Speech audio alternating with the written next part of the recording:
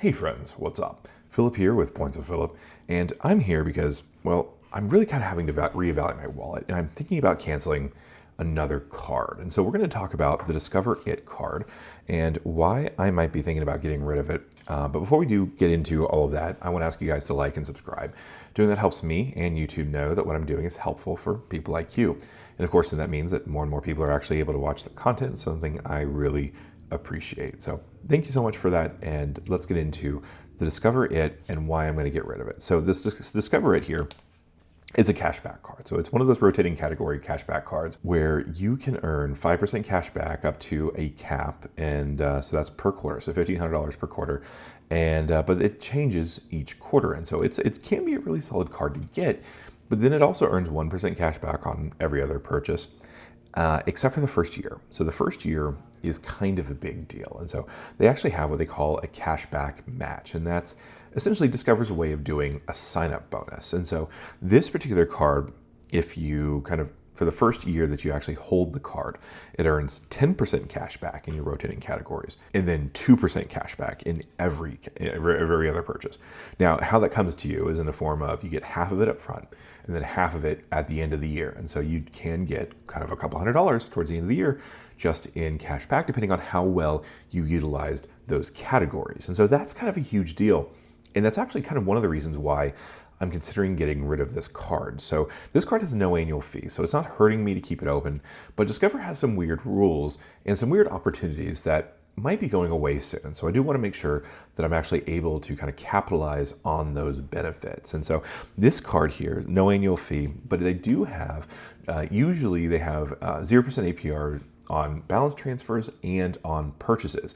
And so this is huge because for this card, I can kind of go ham on this card, right? I can, put a lot of purchases. So I know John Lang, he likes to talk about like when he was in college, he would actually use Discover It purchases. And so like load it up with his living expenses, and then just kind of wait until summer when he go to work and pay everything off. And so that's a great way to kind of cash flow some of your living expenses if you're kind of in a not so like reliable kind of industry. Maybe you're a real estate agent or something, and you're trying to make sure you're kind of managing your living expenses, and 1 month is really, really good, but maybe the next month not so good. This could be a good way to manage that. And so that's really huge. It's really solid. But then, so between the cashback match, between the APRs, this is nice. Okay, before we get too far into this video, I do want to talk to you about today's sponsor, and that's actually me, Points with Philip.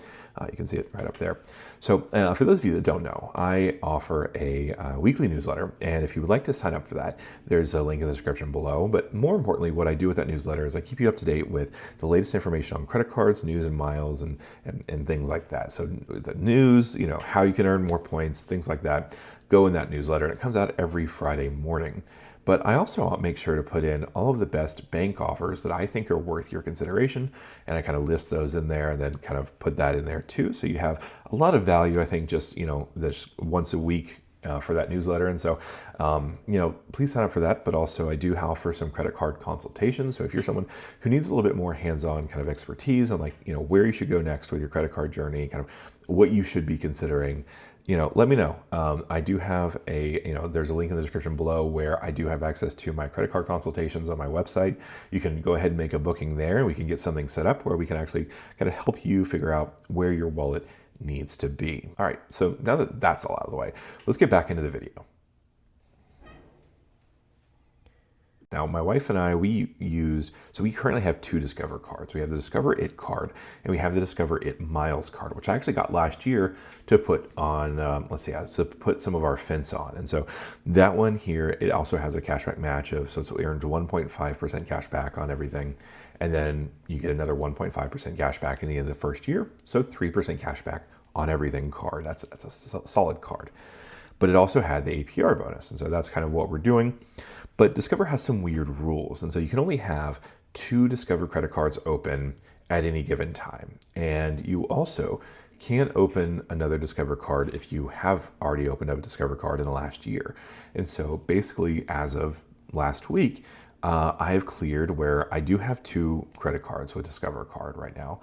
But I'm in the position where it's been more than a year since I opened my Discover It Miles card. And so I do have the ability to then close this card and get another one, maybe in a month or two, and then benefit from another cashback match opportunity, and then also benefit from another APR kind of way to kind of excel with that. And so this is kind of huge for me. Now, the only real consideration here is that my Discover It cashback card gets, I think, an $11,000 credit limit, and then my miles has a $6,000 credit limit. And so, giving away $10,000 in credit limit is kind of a big deal.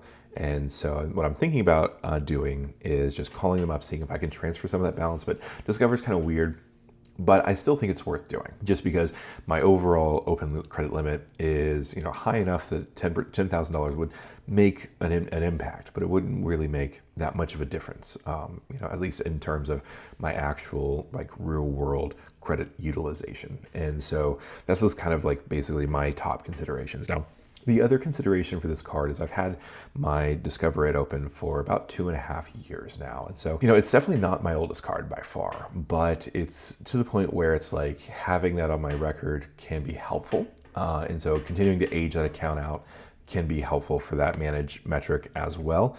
But, then again, I do have a couple of really old credit cards that are kind of outweighing all of my recent acquisitions. And so I don't think that getting closing this card and then getting it again in a later date will kind of impact me too much on that front. And so those are kind of the considerations I'm thinking about. Now, let's take a look at real world usage. So if we take a look at the categories, so we're going to go, take a look at this past year, the past year categories, and we're going to talk about the year before that too. So the quarter one, so that was January to March of this year, they had restaurants, home improvement stores, and select streaming services. Now, this is 5% cash back up to $1,500 in spend. So it's $75 every quarter. So you can, at maximum with this category, earn $75 times 5. And so, that's $300 a year just from holding this card, which is nice, right? It's nice to max out those categories. And for between restaurants, home improvement stores, and select streaming services, very easy to do, right? Now, the second quarter, so April to June of this year, had grocery stores and wholesale clubs. Now, wholesale clubs is kind of a weird category because my wife and I, we do have a lot of access to wholesale stores that are close to us, but the only one we actually really reliably use is going to be Costco, and Costco only accepts Visa credit cards. And so this didn't really help me. So I didn't really use it that much, and I didn't really use it for the grocery stores because I'd rather use it for, my gold card for 4X on grocery and, as opposed to 5% cash back. So I didn't really get it that much use out of it for the second quarter. The third quarter is July to September. That has gas stations and EV charging stations, public transit, and utilities. And so I definitely would have been able to use it for utilities. We do have a decent amount of utilities, and then gas stations and EV. But the only problem with that is that my Mesa card gets me 3X on all utility purchases. And then my business gold card with American Express gets me 4X on gas and transit. And so, yeah, again, don't really need this card, at least for that particular spend. Now, the fourth quarter, so October to December through the end of the year, is going to be Amazon.com and drugstores. And so, Amazon.com is great.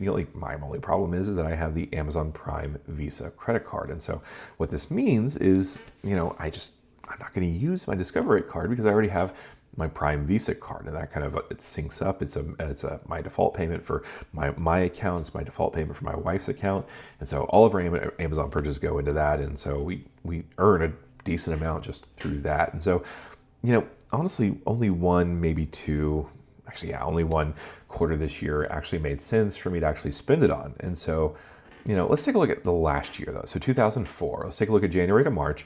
The first category was drugstores and restaurants, so that was pretty nice. The second quarter, April to June of 2024, was gas stations and EV charging stations, home improvement stores, public transit. And then July to September was actually interesting last year. It had Walmart specifically and grocery stores. So this is actually, the Walmart part was interesting because that was actually where Capital One had recently dropped the Walmart credit card, which actually could earn up to 5% cash back at Walmart purchases. And so now that kind of shut down, Discover was like, we got you, fam. And so they kind of had that, which was nice. And then the fourth quarter for last year was Amazon.com and Target. And so the only problem with Amazon.com and the Target one is my wife has the red debit card from Target, so she gets a 5% cash back with them anyway. And then again, we have the Amazon Prime Visa. So I really haven't been able to use the rotating categories for this card very often, and so that's kind of a key consideration. It's an important thing to think about when you're thinking about whether or not you should keep this card. And so it hasn't earned that much for me. I want to say like in the last year, maybe like $20 total in cash back. But it's nice to have, specifically because of the APR differences and things like that. And so that's an opportunity, right? And so basically what I think I'm going to do is I'm just going to close this account, wait a month or two, and then if I do have kind of a large purchase or I want to do a balance transfer or something like that, then I can definitely redo that, because having a Discover card open, right, to be able to get like as an option is great in case say RAC goes out. We have to spend $7,000 on that, and we can dip into savings, or we can put it on a credit card for 0% interest, earn some cash back, and then continue to earn interest on our savings and our high yield savings accounts, and the sweeps, and the CDs and things like that. So I do want to talk about some of these other kind of rotating categories. So Chase has one with the Freedom Flex, and that one kind of has a weird history. They kind of close it down for a little bit, and it's kind of sort of reopened. And that one is kind of the similar thing. It's a very similar kind of results, but they also they don't do the cashback match, but they do regular. Actually, it's like a real true sign-up bonus of $200, I think, for that card.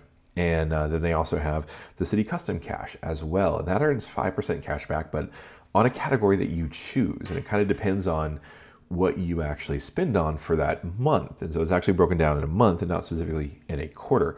And so this month I could use it for gas, next month I could use it for travel, the next month after that I can use it for restaurants and things. And so there's a lot of really good options with those cards. But Discover it, it's strong, it's a great card. I love that I have it in my wallet. It actually it gets accepted pretty regularly, and so that's also kind of a key consideration. But anyway, let me know in the comment section below, is it dumb to be doing this? Should I be keeping this open to build my credit? Should I be kind of just maximizing other cards? What do you guys think I should be doing with this card? Should I close it, keep it? Let me know in the comment section below. And thanks so much for joining me, and I really appreciate it. Have a great day.